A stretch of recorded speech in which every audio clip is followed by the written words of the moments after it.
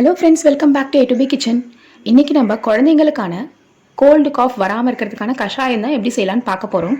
அதுக்கு முன்னாடி please subscribe பண்ணாதவங்களாம் subscribe பண்ணிக்கோங்க. மறக்காமல் பெல் ஐக்கானையும் கிளிக் பண்ணுங்கள். இப்போ வாங்க நம்ம கஷாயம் எப்படி செய்யலான்னு பார்க்கலாம்.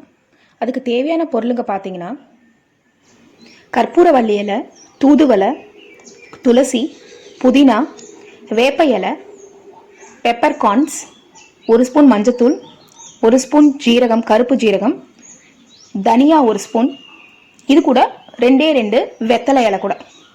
இப்போ நம்ம என்ன பண்ணணும், எல்லா இலையுமே வாஷ் பண்ணிவிட்டு ஒவ்வொன்றா ஒரு பாத்திரத்தில் நம்ம எடுத்துக்கலாம். ஃபஸ்ட்டு கற்பூரவள்ளி சேர்த்துக்கிட்டோம், அடுத்து தூதுவளையை சேர்க்குறோம். எல்லாமே இலை மட்டும் எடுத்துக்கோங்க. அடுத்து துளசியை போட்டுக்கிறோம். இத்தனை தான் எடுக்கணும்னு இல்லை, எல்லாம் ஈக்குவலாக எடுத்துக்கோங்க. ஒரு 4-5 இலை எடுத்துக்கிட்டிங்கன்னா போதும் எல்லாமே. இப்போ துளசி போட்டுக்கிறேன். அடுத்து புதினாலாம்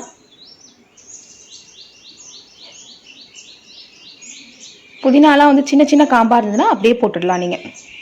அடுத்து வேப்பை பார்த்தீங்கன்னா, வேப்ப இலை கொஞ்சம் இலசாக இருக்கிற மாதிரி எடுத்துக்கோங்க. இளந்தளிராக எடுத்துக்கோங்க, ரொம்ப பெருசாக இருக்கிற மாதிரி வேண்டாம். ஸோ இலசாக எடுத்துக்கிட்டு இந்த இலையை மட்டும் நம்ம போட்டுக்கலாம். இப்போ 1 கப்புக்கு நீங்கள் இந்த இலை எடுக்கிறீங்கன்னு சொன்னால் ஒரு 3லேருந்து 4 கப் அளவுக்கு தண்ணி நம்ம வச்சுக்கணும். ஏன்னா அது சுண்டி நல்லா ஒரு 1.5 கப்பு ஆற அளவுக்கு நம்ம அதை நல்லா கொதிக்க விடணும். இப்போ நான் அந்த இலை எல்லாத்தையுமே சேர்த்துட்டேன். இது கூட ஒரு 7லேருந்து 8 பெப்பர்கார்ன்ஸ் போட்டுக்கிறேன். 1 ஸ்பூன் மஞ்சத்தூள், 1 ஸ்பூன் அளவுக்கு கருப்பு சீரகம். இது இல்லை அப்படின்னா நார்மல் சீரகம் நீங்கள் சேர்த்துக்கலாம். இது கூட வெத்தலையை 2 கிள்ளி போட்டுறேன். 1 ஸ்பூன் தனியாக சேர்த்துக்கிறேன். இதை நல்லா கலரி விட்டுடுங்க. கல்லுப்பு வேணும் அப்படின்னா நீங்கள் ஒரு 2 இல்லை 3 ஆட் பண்ணிக்கலாம்.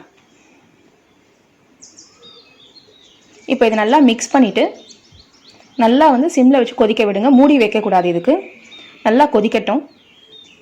இப்போ நம்ம நான் 3.5 கப்பு கிட்ட தண்ணி ஊற்றிட்டுருக்கேன். இது நல்லா 1.5 கப் அளவுக்கு ஆகணும். அந்த மாதிரி கொதிக்கணும். அது அப்போ தான் அந்த சாறு எல்லாமே இறங்கும் அதில். இப்போ இது நல்லா கொதிக்கட்டும். இப்போ பாருங்கள், கொஞ்சம் கொஞ்சமாக இறங்கிக்கிட்டே வருது பாருங்கள்.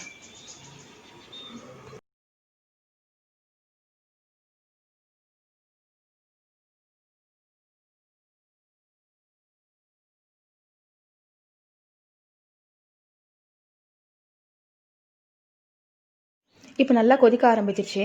ஸோ இது நல்லா அப்பப்போ மிக்ஸ் பண்ணி விடலாம், இல்லைனா இலை சைடில் ஒட்டிக்கும். இது இன்கேஸ் உங்கள்கிட்ட ஏதாவது இலை இல்லை, தூதுவளை இல்லை, அந்த மாதிரி நினச்சிங்கன்னா அதை விட்டுடலாம். நீங்கள் மற்றதை மட்டும் சேர்த்துக்கோங்க.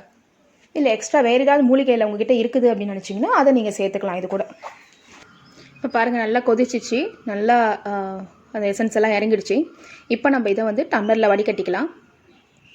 இப்போ ரொம்ப ஹெல்த்தியான immunity boosting drink as well as drink for cold and cough கஷாயம் ரெடி ஆகிடுச்சு.